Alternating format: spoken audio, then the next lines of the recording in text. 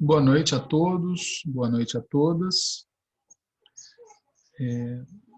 Como eu suponho que o Emílio Fonte já deva ter informado a vocês, nessa sexta-feira, dia 6 de novembro, nós não realizaremos a aula presencialmente.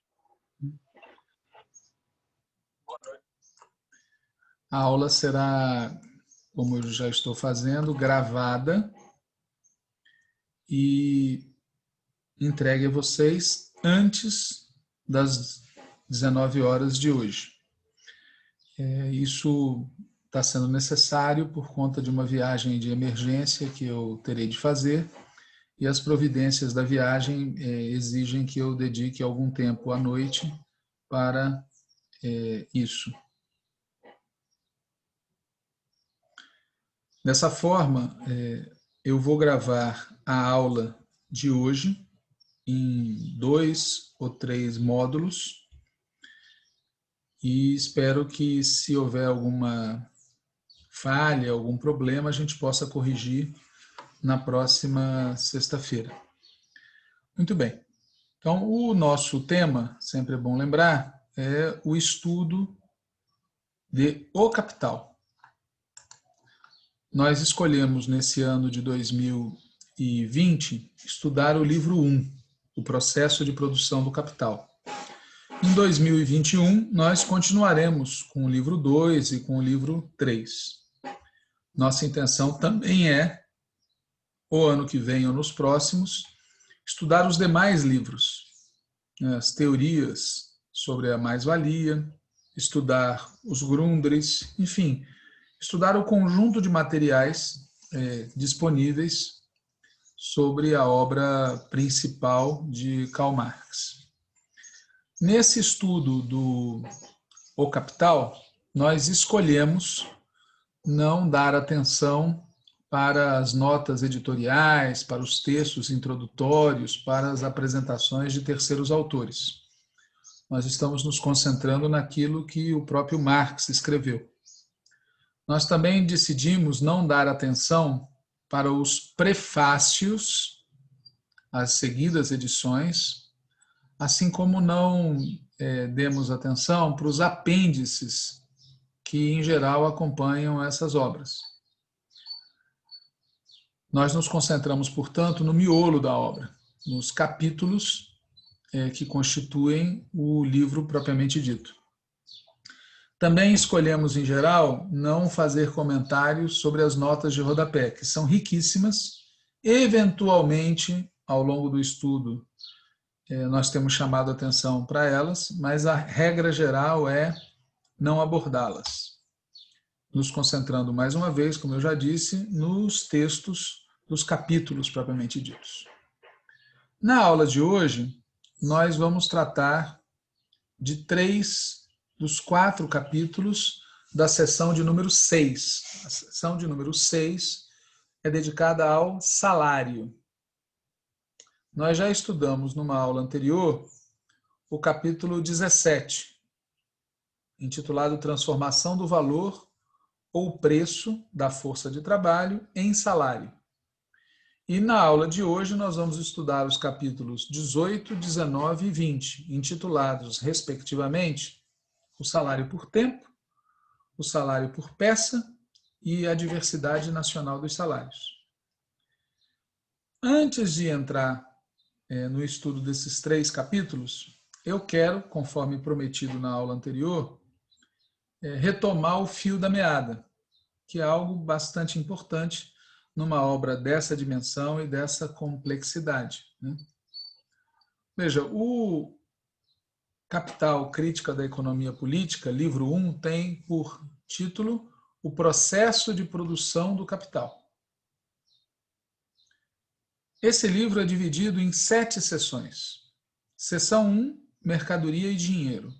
Seção 2, a transformação do dinheiro em capital. Seção 3, a produção do mais-valor absoluto. Seção 4, a produção do mais-valor relativo. Seção 5, a produção do mais-valor absoluto e relativo. Seção 6, o salário.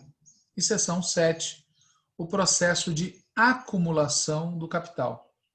Essas são as 7 seções, sendo que em cada uma dessas seções tem um número variável de capítulos e o total de capítulos soma 25. Então, são 25 capítulos divididos em 7 seções.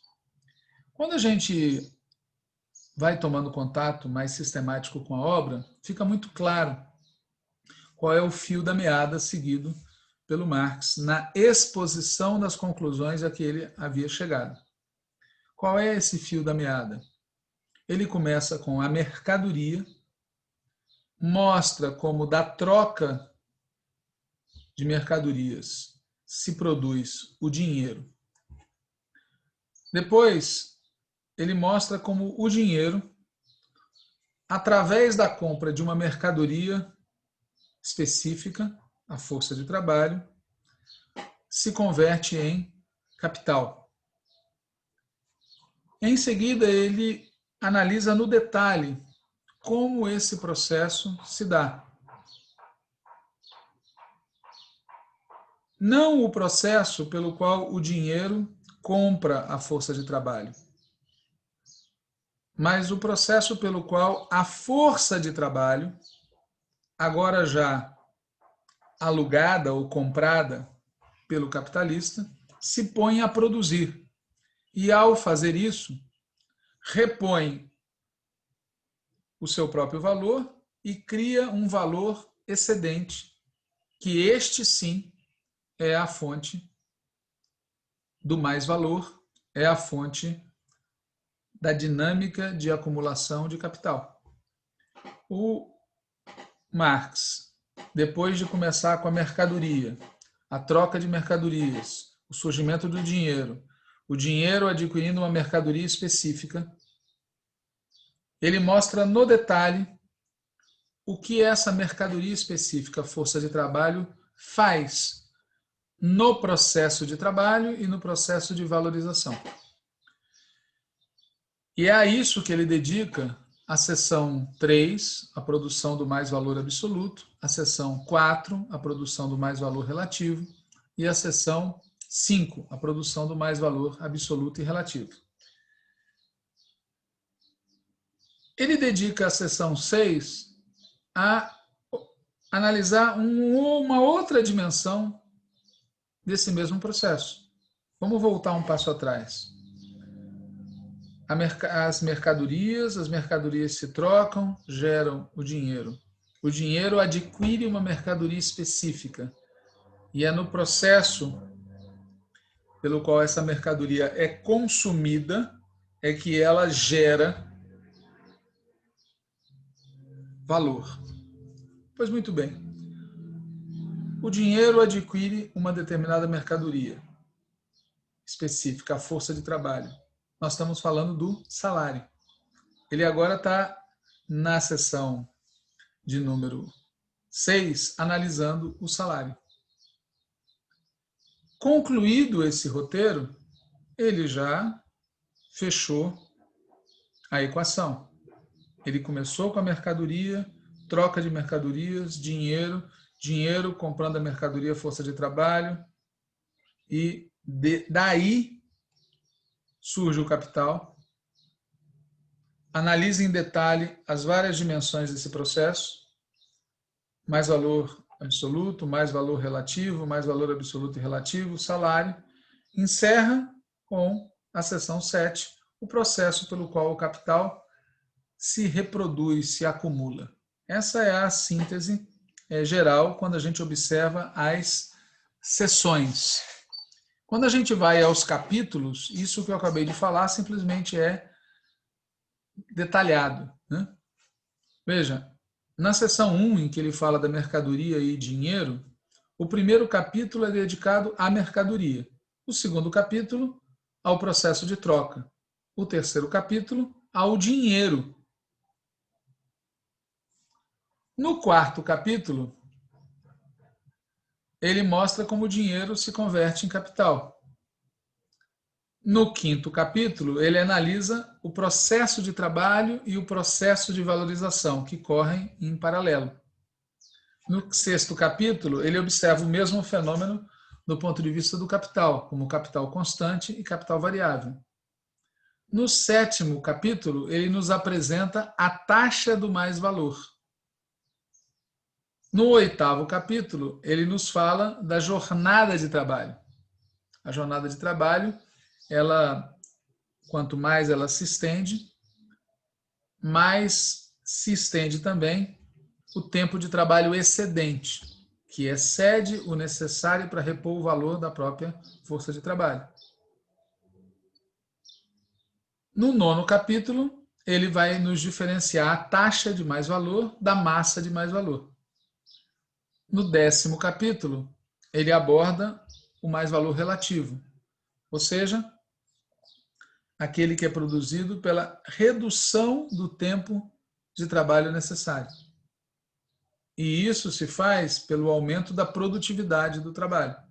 E ele analisa no capítulo 11, no capítulo 12, no capítulo 13, como é que se consegue isso?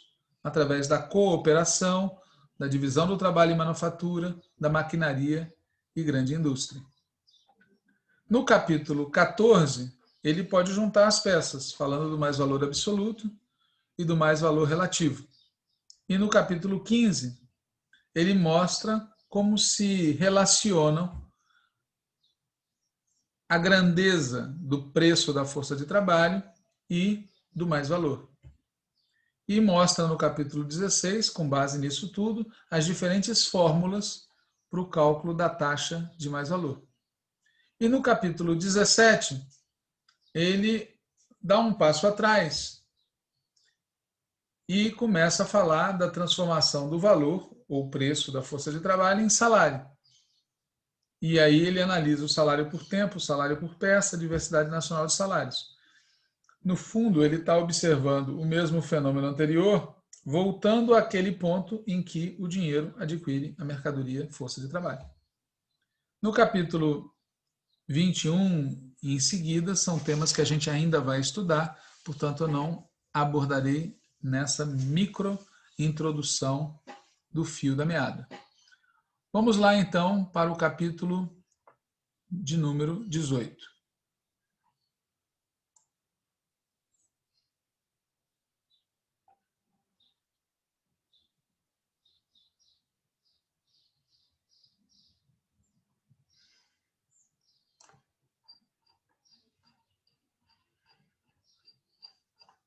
Estamos aqui à busca do capítulo de número 18. Muito bem. Para aqueles que têm a versão que nós estamos utilizando, a seção número 6, o salário, começa na página 399, 400. O capítulo 17, que já foi estudado na aula anterior, intitulado Transformação do Valor ou Preço da Força de Trabalho em Salário, começa na página de número 401. Aí, na página de número 406, começamos o capítulo 18, o salário por tempo. Vamos seguir o mesmo procedimento de aulas anteriores, fazer a leitura e comentários. Eu advirto de saída que a impressão que me dá o capítulo 17, 18, 19 e o 20 é de altíssima complexidade. São capítulos em que ele opera num nível de abstração maior do que em outros capítulos, na minha opinião. Capítulo 18, o salário por tempo. O próprio salário assume, por sua vez, formas muito variadas, circunstância que não se pode reconhecer por meio de compêndios econômicos, que com seu tosco interesse pelo material negligenciam toda a diferença de forma. Veja, para alguém educado na tradição hegeliana, como era o caso do Marx, forma não é uma palavra qualquer. o próprio salário assume formas muito variadas. Mas uma exposição de todas essas formas que o salário assume pertence à teoria especial do trabalho assalariado e não, portanto, a esta obra. Veja, se fosse necessário dizer de maneira mais explícita que a obra intitula-se O Capital e não O Trabalho, né? O trabalho assalariado, aqui ele está nos dizendo isso, né? O foco pelo qual ele olha o problema é o capital. Ele poderia, claro, fazer o inverso, mas ele não está desenvolvendo uma teoria especial do trabalho assalariado nesta obra, né? Nesta obra ele está falando do processo de produção do capital. Em contrapartida, aqui cabe desenvolver brevemente as duas formas básicas predominantes do salário. O salário por tempo e o salário por peça, né? Fazendo spoiler. Continua a leitura. Como podemos recordar, a venda da força de trabalho ocorre sempre por determinados períodos de tempo. A forma transformada, em que se representa diretamente o valor diário, semanal, etc., da força de trabalho, é, portanto, a do salário por tempo, isto é, do salário diário, etc. Certamente aqui, todos nós, por intuição, por conhecimento, chegamos à mesma conclusão, né? Quanto vão me pagar por dia? Quanto vão me pagar por semana? Quanto vão me pagar por mês? Qual é o meu salário anual? De início, diz o Marx, devemos observar que as leis que regem a variação de grandeza do preço da força de trabalho e do mais-valor, leis que foram expostas no capítulo 15, transformam-se mediante uma simples mudança de forma em leis do salário. Então veja, o ponto de partida dele é que lá no capítulo 15, ele já tratou deste assunto sob um outro viés, sobre um outro ângulo. Qual era o capítulo 15? Variação de grandeza do preço da força de trabalho e do mais-valor. Então, as leis que regem a variação de grandeza do preço da força de trabalho e do mais-valor, leis que foram expostas no capítulo 15, transformam-se mediante uma simples mudança de forma em leis do salário.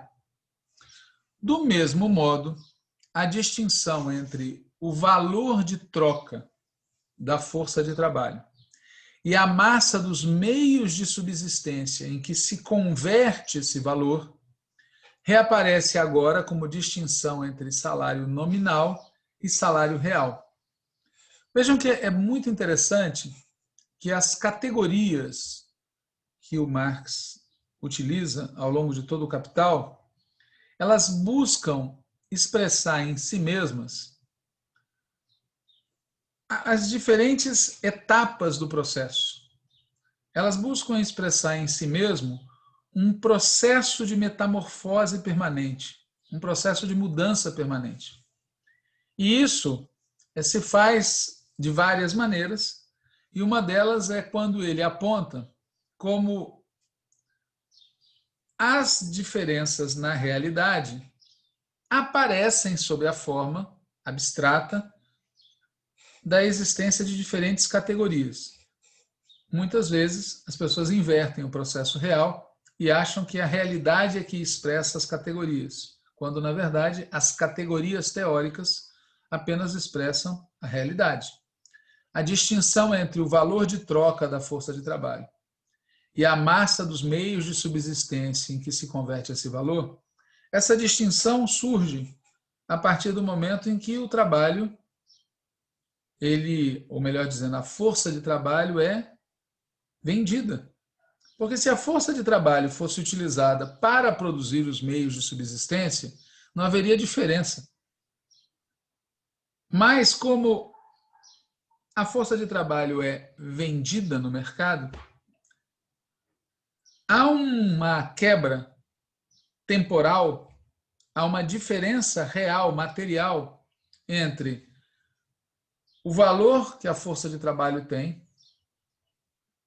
valor esse que resulta do custo de sua produção e a massa dos meios de subsistência que serão adquiridos pelo portador dessa força de trabalho, pelo vendedor dessa força de trabalho, para repor o seu próprio valor.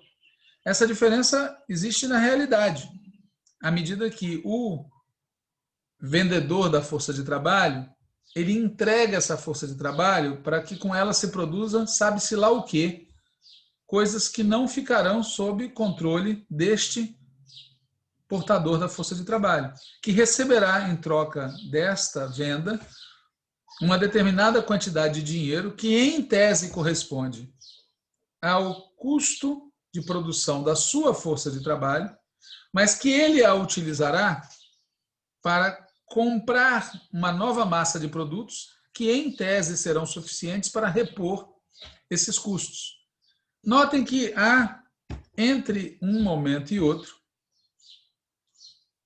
intervalos de tempo, processos distintos, que são afins, que se correspondem, mas que não são idênticos. E é por isso que ele vai dizer que a distinção entre o valor de troca da força de trabalho e a massa dos meios de subsistência em que se converte esse valor reaparece agora como distinção entre salário nominal e o salário real. Seria inútil repetir, diz o Marx, com respeito à forma de manifestação, o que já expusemos acerca da forma essencial. Limitar-nos-emos, por isso, a indicar alguns poucos pontos que caracterizam o salário por tempo. E aí ele prossegue. A soma de dinheiro que o trabalhador recebe por seu trabalho diário, por seu trabalho semanal, etc., constitui a quantia de seu salário nominal, ou seja, do seu salário estimado segundo o seu valor, né? Segundo o valor.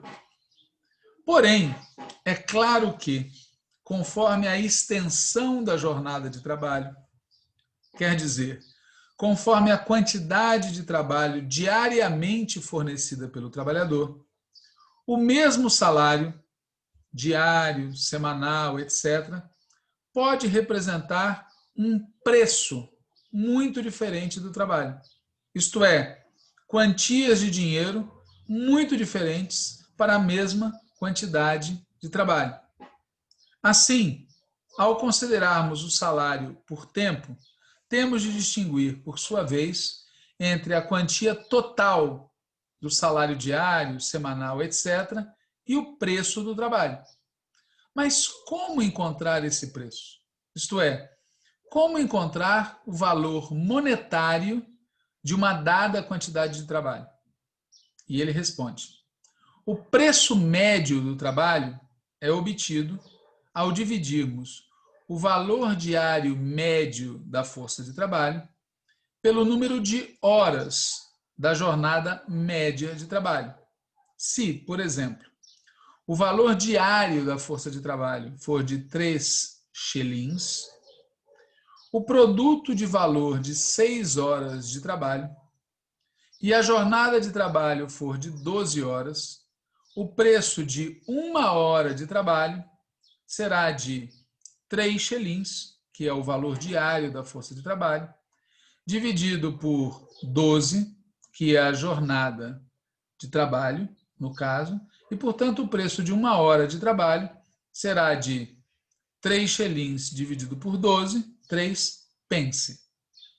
O preço da hora de trabalho, assim obtido, serve de unidade de medida para o preço do trabalho. Depreende-se daí que o salário diário, o salário semanal, pode permanecer o mesmo, ainda que o preço do trabalho caia continuamente. Veja que interessante. Se, por exemplo, a jornada de trabalho usual for de 10 horas e o valor diário da força de trabalho for de 3 shillings, o preço da hora de trabalho será de 3 quintos pence. Ele cairá para 3 pence quando a jornada de trabalho aumentar para 12 horas. E cairá para 2,2 pence quando for de 15 horas. Então, dependendo, repetindo, da extensão da jornada de trabalho, mantido o mesmo valor diário da força de trabalho, o preço da hora de trabalho pode ser maior ou menor. Mesmo assim, o salário diário ou semanal permaneceriam inalterados. Ou seja, uma vez definido o padrão, o salário pode ser mantido mesmo e a jornada ser alterada e o preço efetivo do trabalho ser alterado. Por outro lado, diz o Marx, o salário diário ou semanal podem aumentar, ainda que o preço do trabalho permaneça constante ou até mesmo caia. Diz ele, se, por exemplo, a jornada de trabalho fosse de 10 horas e 3 xelins fosse o valor diário da força de trabalho, o preço de uma hora de trabalho seria de 3,3 de pence. Se, em virtude de crescente ocupação, e supondo-se que o preço de trabalho permaneça igual, o operário trabalhar 12 horas, seu salário diário aumentará para 3 xelins e 7,1 pence, sem que haja variação do preço do trabalho. O mesmo resultado poderia ser obtido aumentando-se a grandeza intensiva do trabalho em vez de sua grandeza extensiva. A elevação do valor nominal do salário diário ou semanal pode, pois, ser acompanhada de um preço constante ou decrescente do trabalho. Vou ler de novo. A elevação do valor nominal do salário diário ou semanal pode, pois, ser acompanhada de um preço constante ou decrescente do trabalho.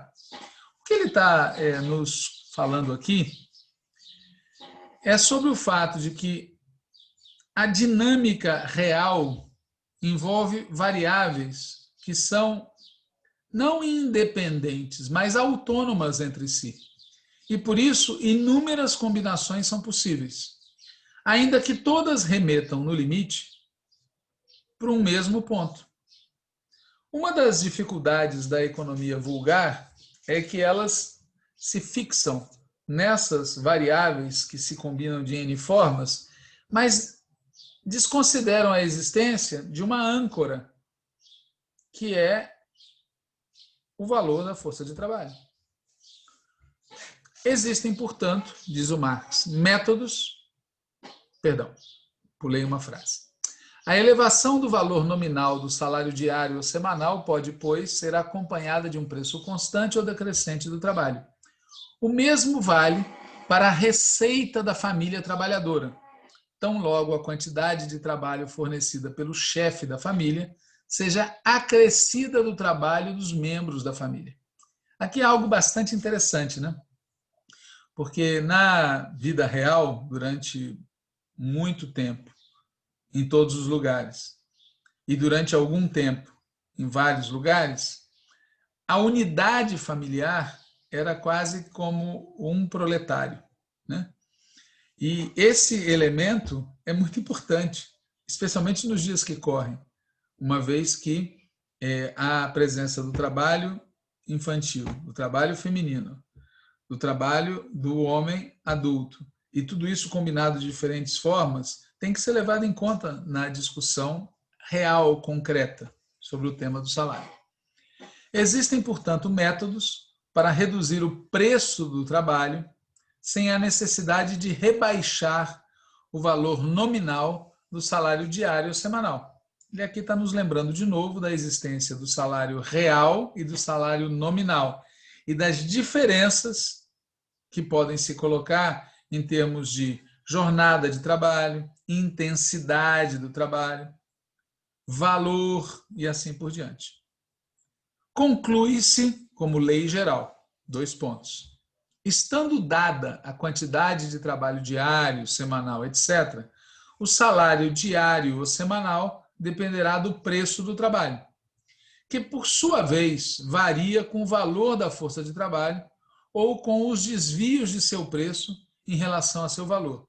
Ao contrário, estando dado o preço do trabalho, o salário diário ou semanal dependerá da quantidade de trabalho diário ou semanal. Aqui, novamente, ele usa um recurso muito usual no Capital, que é ler a equação de trás para frente e de frente para trás, né? E, novamente, chama a atenção para as múltiplas combinações possíveis. Aqui, por exemplo, ele de cara trabalha com uma fundamental, que são os desvios do preço em relação ao valor. Continua a leitura. A unidade de medida do salário por tempo, ou seja, né, o preço da hora de trabalho, a unidade de medida do salário por tempo, o preço da hora de trabalho, é o quociente do valor diário da força de trabalho, dividido pelo número de horas da jornada de trabalho habitual. Suponha que esta última, a jornada de trabalho habitual, seja de 12 horas e que o valor diário da força de trabalho seja de 3 xelins, isto é, o produto de valor de 6 horas de seu trabalho. Nessas circunstâncias, o preço da hora de trabalho será de 3 pence e seu produto de valor somará 6 pence. Ora, se o trabalhador estiver ocupado menos de 12 horas por dia, ou menos de 6 dias por semana, por exemplo, somente 6 ou 8 horas, ele receberá, mantendo-se esse preço do trabalho, um salário diário de apenas 2 ou 1,5 xelins.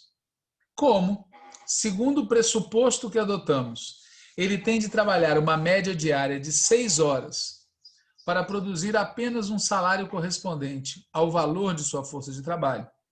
E como, segundo esse mesmo pressuposto, de cada hora ele trabalha somente meia hora para si mesmo e outra meia hora para o capitalista, é claro que ele não poderá obter o produto de valor de 6 horas se estiver ocupado por menos de 12 horas. Se anteriormente vimos as consequências destruidoras do sobretrabalho, aqui descobrimos as fontes dos sofrimentos que, para o trabalhador, decorrem de seu subemprego. É claro que ele não poderá obter o produto de valor de 6 horas se estiver ocupado por menos de 12 horas. Continua a leitura. Se o salário por hora é fixado de maneira que o capitalista não se vê obrigado a pagar um salário diário ou semanal, mas somente as horas de trabalho durante as quais ele decida ocupar o trabalhador, ele poderá ocupá-lo por um tempo inferior ao que serviu originalmente de base para o cálculo do salário por hora ou para a unidade de medida do preço do trabalho.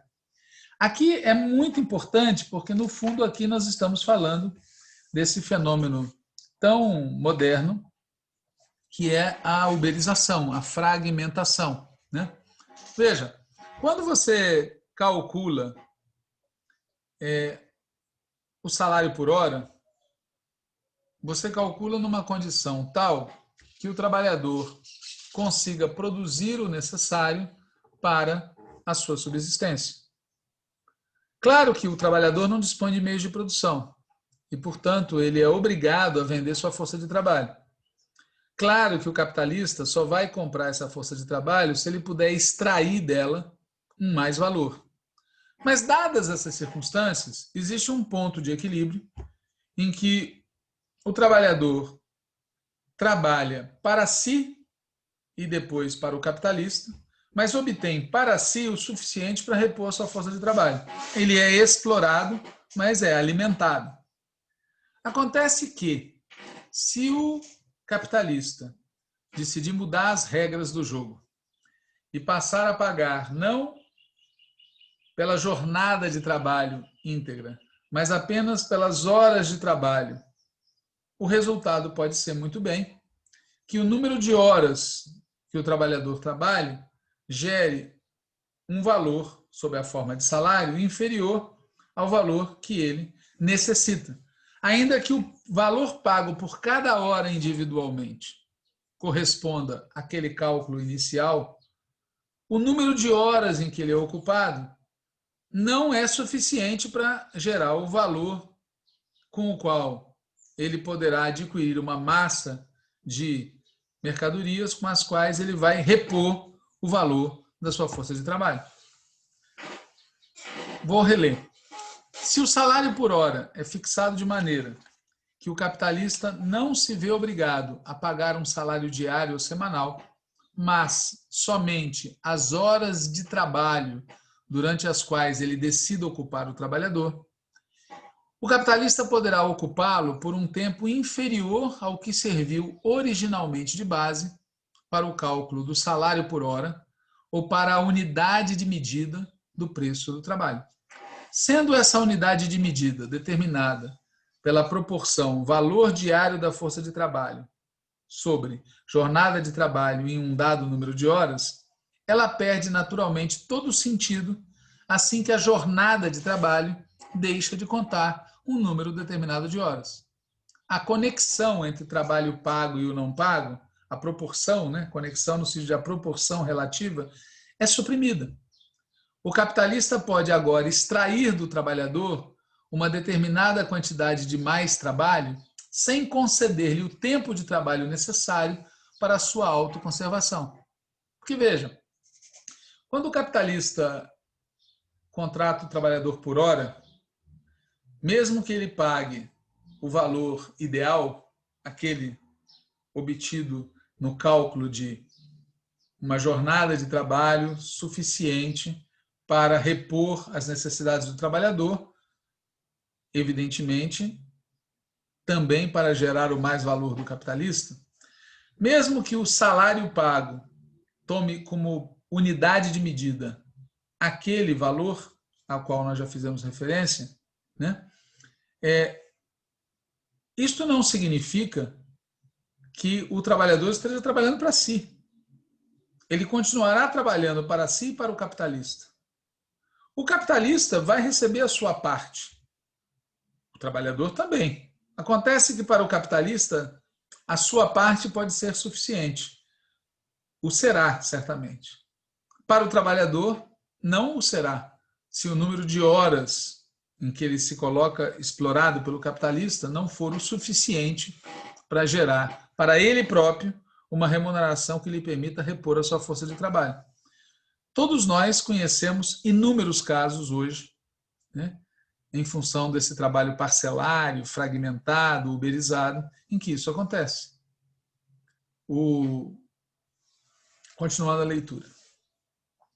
O capitalista pode eliminar toda a regularidade da ocupação e, de acordo com sua comodidade, arbítrio e interesse momentâneo, fazer com que o sobretrabalho mais monstruoso se alterne com a desocupação relativa ou total.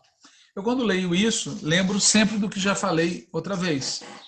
Aqueles que acham que o que está acontecendo hoje é uma grande novidade, que coloca em tela de juízo todas as formulações, estão falando uma solene besteira.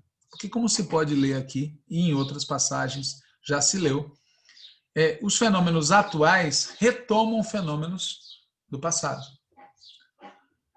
O capitalista pode eliminar toda a regularidade da ocupação e, de acordo com sua comodidade, arbítrio e interesse momentâneo, o capitalista pode fazer com que o sobretrabalho mais monstruoso se alterne com a desocupação relativa ou total. O capitalista pode, sob o pretexto de pagar o preço normal do trabalho, prolongar anormalmente a jornada de trabalho sem que haja qualquer compensação correspondente para o trabalhador. Isso explica, 1860, a rebelião absolutamente racional dos trabalhadores londrinos, empregados no setor de construção, contra a tentativa dos capitalistas de impor-lhes esse salário por hora. A limitação legal da jornada de trabalho põe fim a esse abuso, embora não ponha fim, naturalmente, ao subemprego resultante da concorrência da maquinaria, da variação na qualidade dos trabalhadores empregados e das crises parciais e gerais. Ou seja, ironicamente, quando os trabalhadores conseguem impor, através da sua luta, uma jornada de trabalho X, correspondente a uma remuneração Y, quando eles conseguem reduzir a jornada de trabalho, impor limites à jornada de trabalho, impedir que a jornada de trabalho se amplie demasiado, eles estão bloqueando a geração de mais valor absoluto. Mas, por outro lado, evidentemente, eles estão estimulando a produção de mais valor relativo. Continua a leitura. Com o salário diário ou semanal crescente, é possível que o preço do trabalho se mantenha nominalmente constante e, apesar disso, caia abaixo de seu nível normal.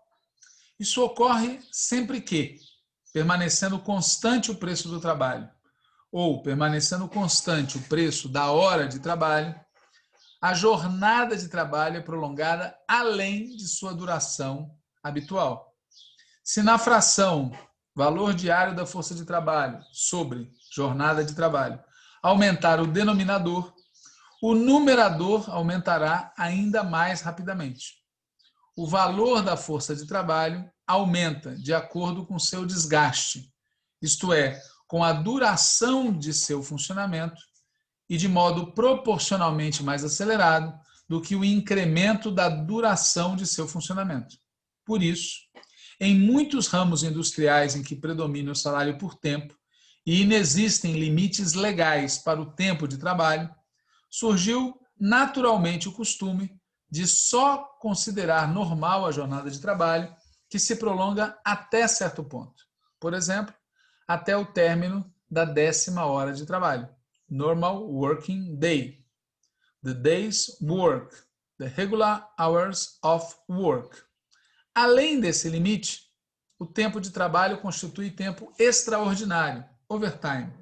E se tomamos a hora como unidade de medida, ele é mais bem pago, extra pay, embora frequentemente numa proporção ridicularmente pequena. A jornada normal de trabalho existe aqui como fração da jornada efetiva de trabalho, e esta última frequentemente ocupa mais tempo durante o ano inteiro do que a primeira. Ou seja, a jornada efetiva de trabalho ocupa mais tempo do que a jornada que deveria ser normal de trabalho. O aumento do preço do trabalho, decorrente do prolongamento da jornada de trabalho além de certo limite normal, assume, em diversos ramos industriais britânicos, a forma de que o baixo preço do trabalho, durante o assim chamado horário normal, obriga o trabalhador, se quer obter um salário suficiente, a trabalhar um tempo extraordinário, mas bem remunerado. A limitação legal da jornada de trabalho põe um fim a esse divertimento, né? Então vejam que uma coisa leva a outra, né? O fato de você rebaixar o valor que é pago pela jornada de trabalho estimula o trabalhador, entre aspas, a trabalhar além da jornada de trabalho. E recebendo por isso um valor que é maior, embora a um custo de um desgaste brutal. Por isso que o Marx insiste na importância da limitação legal da jornada de trabalho. É um fato geralmente conhecido, diz o Marx, que quanto mais longa é a jornada de trabalho num ramo da indústria, mais baixo é o salário. O inspetor de fábricas Redgrave ilustra esse fato mediante um resumo comparativo do período de 2 décadas, entre 1839 e 1859, que mostra que o salário aumentou nas fábricas submetidas à lei das 10 horas, ao mesmo tempo que o salário diminuiu nas fábricas nas quais se trabalha de 14 a 15 horas por dia. Da lei segundo a qual, abre aspas, estando dado o preço do trabalho, o salário diário ou semanal depende da quantidade de trabalho fornecida, concluímos que, quanto menor seja o preço do trabalho, tanto maior terá de ser a quantidade de trabalho, ou tanto mais longa a jornada de trabalho, para que o trabalhador assegure, ao menos, um mísero salário médio. A exiguidade do preço do trabalho atua aqui como estímulo para o prolongamento do tempo de trabalho. Quanto menos você recebe, mais você tem que trabalhar. Por outro lado, porém, o prolongamento do tempo de trabalho produz, por sua vez, uma queda no preço do trabalho e, por conseguinte, no salário diário semanal. E aí a torca gira, né? Quer dizer, você recebe pouco, por isso você tem que trabalhar além da conta. Mas ao trabalhar além da conta, você ao mesmo tempo está provocando uma queda no preço do trabalho. A determinação do preço do trabalho, segundo a fórmula valor diário da força de trabalho sobre jornada de trabalho de dado número de horas, demonstra que o mero prolongamento da jornada de trabalho, quando não há uma compensação, reduz o preço do trabalho.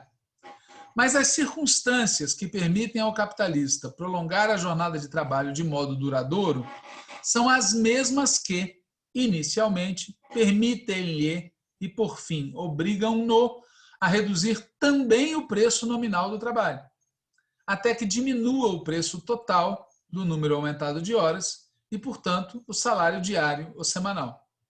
Basta aqui referir duas circunstâncias. Se um homem executa o trabalho de 1,5 homens ou de 2 homens, a oferta de trabalho aumenta, ainda que permaneça constante a oferta de forças de trabalho que se acham no mercado. Ou seja, se alguém trabalha por 2, o número de trabalhadores que estão sem trabalho continua o mesmo, teoricamente. Mas a oferta de trabalho aumenta, porque alguém está trabalhando no lugar de alguém. A concorrência que assim se produz entre os trabalhadores permite ao capitalista comprimir o preço do trabalho, enquanto, por outro lado, o preço decrescente do trabalho lhe permite aumentar ainda mais o tempo de trabalho. É o famoso círculo vicioso.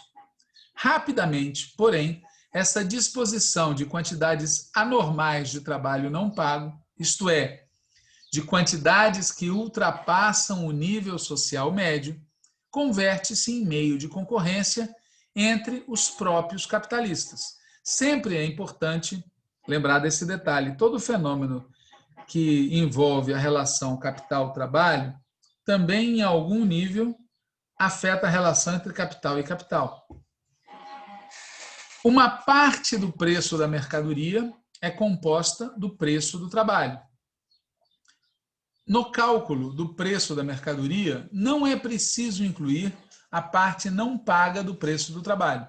Ela pode ser presenteada ao comprador da mercadoria. Esse é o primeiro passo que impele a concorrência. O segundo passo que ela obriga a tomar consiste em excluir do preço de venda da mercadoria pelo menos uma parte do mais-valor anormal produzido pelo prolongamento da jornada de trabalho. Desse modo, constitui-se primeiro esporadicamente e em seguida paulatinamente um preço de venda anormalmente baixo para a mercadoria, preço que se torna daí em diante a base constante de um salário miserável e de uma desmedida jornada de trabalho, do mesmo modo como originalmente ele era o produto dessas circunstâncias. Ou seja, o capitalista pode, ao vender a mercadoria, abater da mercadoria tudo aquilo que do valor da mercadoria, pode, ao vender a mercadoria, ele pode abater do preço de venda tudo aquilo que foi acrescido extraordinariamente, com o que, evidentemente, ele vai ganhar a disputa com a concorrência, ou poderá ganhar a disputa com a concorrência. Só que, feito isso, volta ao ponto de partida. Constitui-se primeiro esporadicamente e em seguida paulatinamente de maneira fixa um preço de venda normalmente baixo para a mercadoria.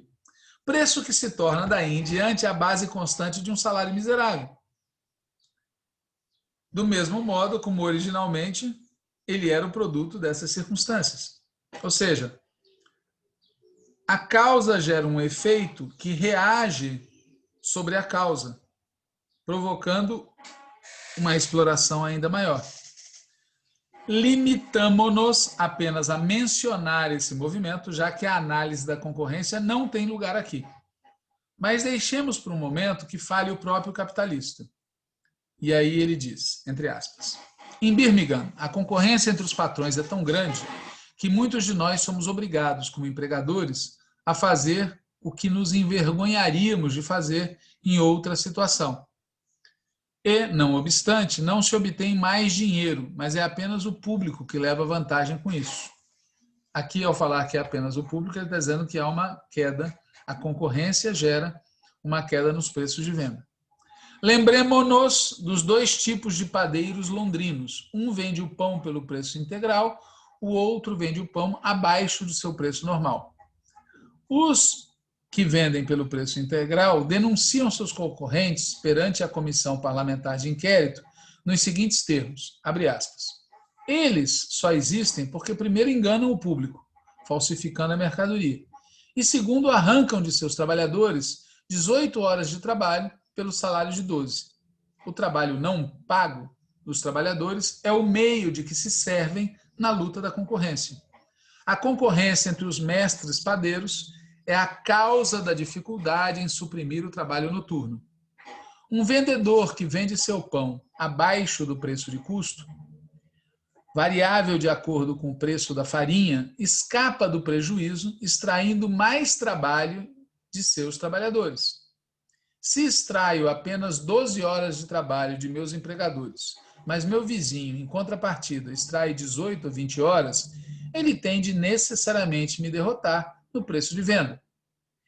Pudessem os trabalhadores insistir no pagamento do tempo extraordinário e rapidamente essa manobra teria um fim. Grande parte dos empregados, dos vendedores abaixo do preço de custo, são estrangeiros, rapazes e outras pessoas forçadas a aceitar qualquer salário que possam obter. Essa jeremíada é interessante também porque mostra como, no cérebro dos capitalistas, se reflete apenas a aparência das relações de produção. O capitalista não sabe que também o preço normal do trabalho encerra determinada quantidade de trabalho não pago. E que precisamente esse trabalho não pago é a fonte normal de seu lucro.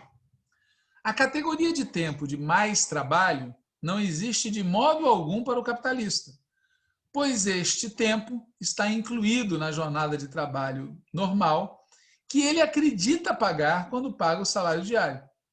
Mas o que existe bem para ele é, sim, o tempo extraordinário, o prolongamento da jornada de trabalho além do limite correspondente ao preço usual do trabalho.